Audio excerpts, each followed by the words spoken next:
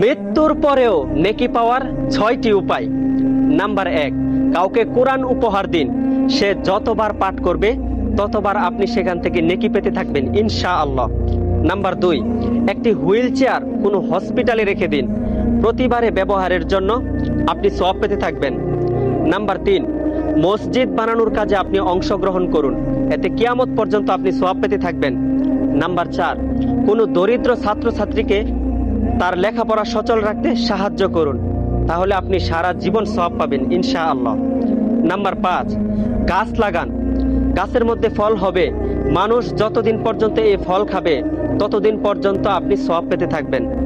Number 6, সবচেয়ে ছোট উপায় হলো এই তথ্যগুলো শেয়ার করে দিন। এটা দেখে উপরের কোনো একটা কাজও যদি কেউ করে তাহলে কিন্তু আপনি সেখান থেকে সাদাকায়ে জারিয়া হিসেবে নেকি পাবেন। তাই ভিডিওটি সর্বোচ্চ শেয়ার করে দিবেন।